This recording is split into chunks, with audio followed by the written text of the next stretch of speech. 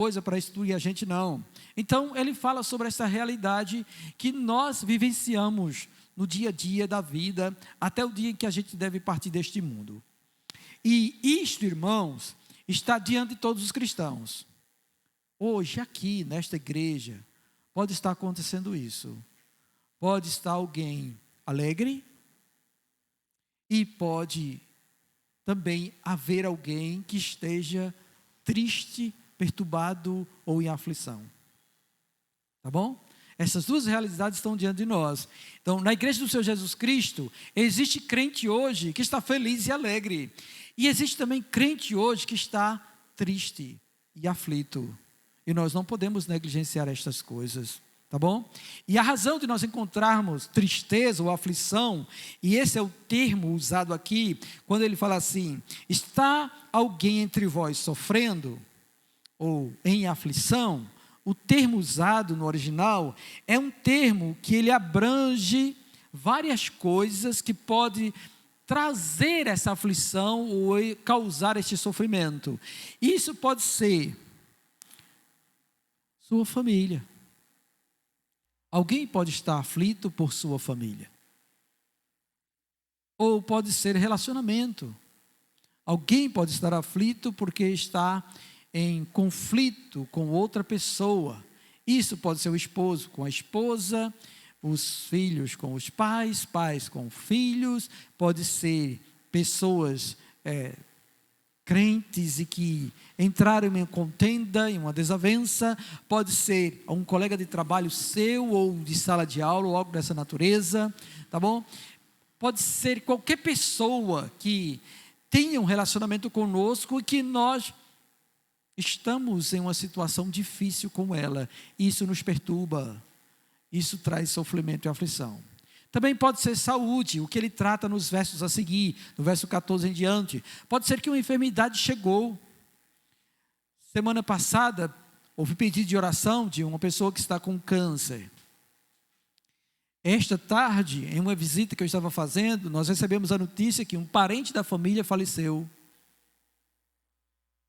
Estava também com câncer, e o câncer acabou levando esta pessoa. Então, isso traz perturbação. Pode ser também um sofrimento de uma situação mental. Um medo, uma ansiedade que se estabelece no interior de alguém e isso está afligindo o seu ser. Uma insegurança. Pode ser que logo no início do ano você já esteja com medo de perder o emprego. Isso aflige a sua alma, lhe perturba, porque você tem que suster sua família ou algo dessa natureza. Ou alguma coisa que possa estar perturbando o seu ser.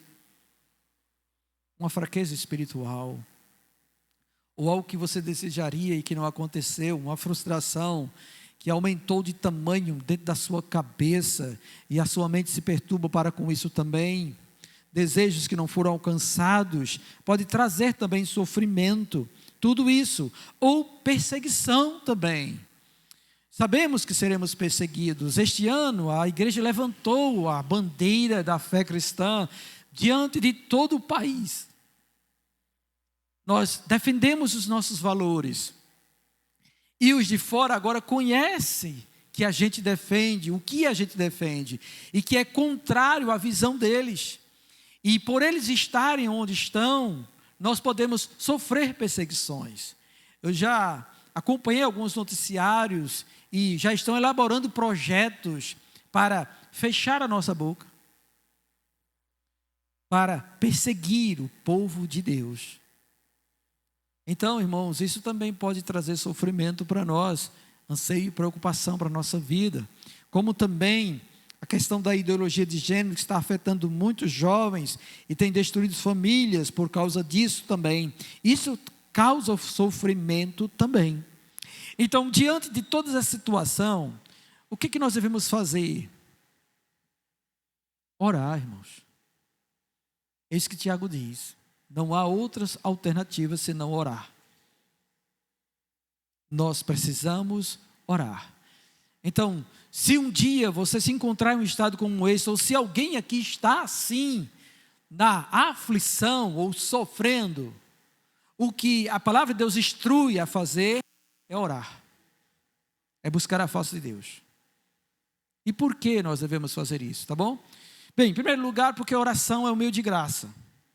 Meio de graça é aquilo que Deus instituiu como canal que a graça dele sai do seu alto e sublime trono e chega até nós. Tá bom? Isso é meio de graça. Então, oração é um meio de graça. E é por conta disso que no sofrimento nós podemos orar. Existem outros meios de graça. A palavra de Deus é um meio de graça. O evangelismo é um meio de graça. O discipulado é um meio de graça. Ministérios são meios de graça. Exercer misericórdia é meio de graça. Tá bom? Tudo isso, os dons espirituais são meios de graça. Mas está alguém aflito? A palavra de Deus diz: ore. E nós devemos orar porque a oração é um meio de graça. Foi Deus que instituiu, tá bom? Outra razão pela qual nós devemos orar é que a oração é o meio pelo qual nós nos comunicamos ou temos comunhão com Deus. Isso também foi estabelecido por Ele. Em toda a Escritura, Ele incentiva o seu povo a buscar a face dEle, a orar a Ele. Jesus Cristo, quando veio e encarnou, nos evangelhos, nós percebemos o ensino dele acerca de oração. E em todo momento que a gente precisa de alguma coisa, ele diz: vá orar, busque Deus em oração. Ele fala isso para a viúva persistente, que tinha uma causa perante o juiz, e que ela deveria insistir até receber a sua sentença. E ele diz: isso também deve ser feito por nós, o dever de estar sempre orando, buscando a Deus. Então, no momento de aflição, o que nós devemos fazer é orar, porque orar nos aproxima de Deus e faz com que Deus nos ouça. E não somente isso. Orar também é um meio pelo qual Deus determinou em seus decretos que coisas acontecem. Milagres acontecem por meio da oração. Então, se você que está em aflição quer ver um milagre acontecer, ore, clame, contemple isto acontecer. Uma outra coisa também que acontece por meio da oração é que quando nós oramos, que apresentamos nossa causa diante do Senhor, a palavra de Deus diz que a paz de Cristo, elas vêm até o nosso coração. Ela nos tranquiliza. Porque nós passamos aquilo que estava nos perturbando para os cuidados de outro. E não é somente qualquer outro.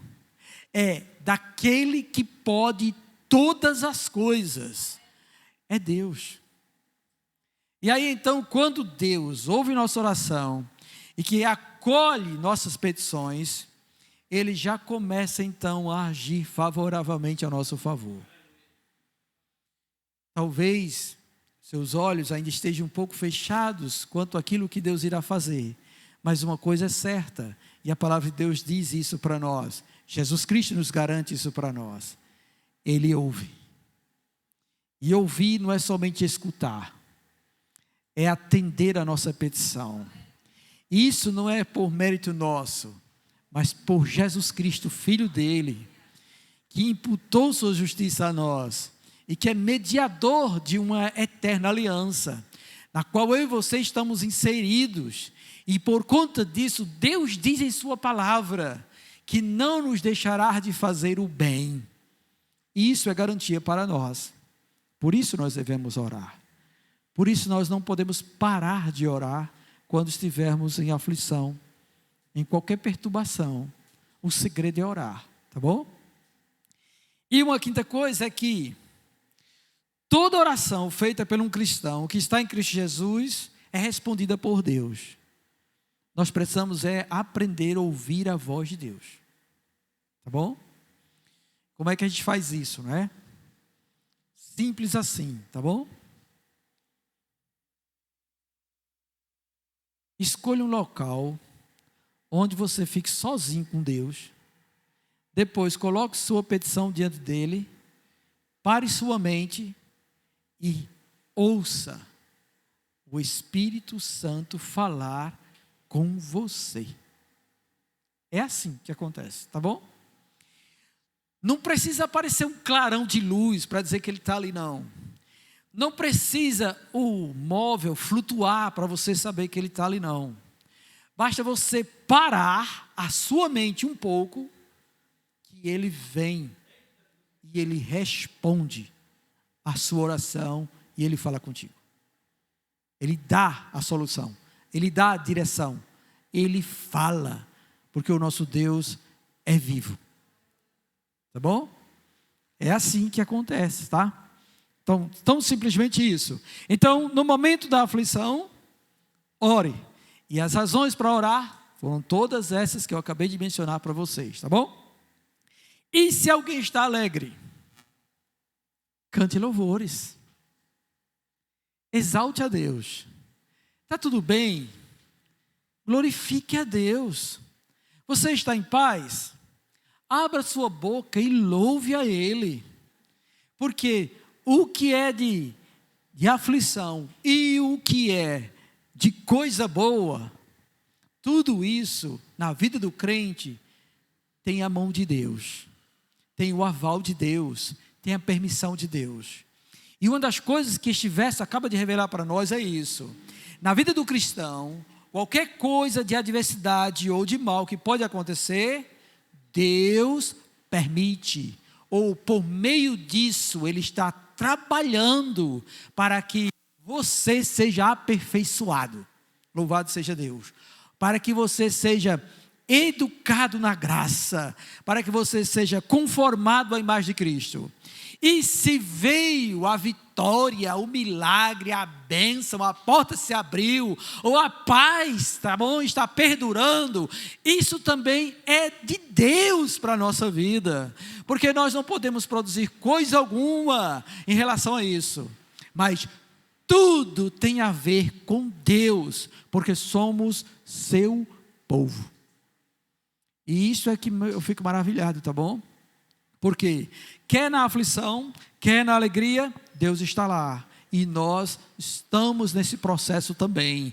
Ele faz isso conosco, porque nós não suportaríamos passarmos todo o tempo em aflição. Então vem a aflição, mas depois da aflição vem a alegria. Veio a tempestade, veio, mas depois da tempestade vem a bonança. Veio a noite, veio, mas amanhã o sol brilhará novamente. O que a palavra de Deus diz, o choro pode durar uma noite, mas a alegria vem ao amanhecer. Eita, glória a Deus! Isso tudo tem a ver com Deus. Aí, diante disso, tá bom? Quer na aflição ou quer na alegria, nós somos direcionados a Deus.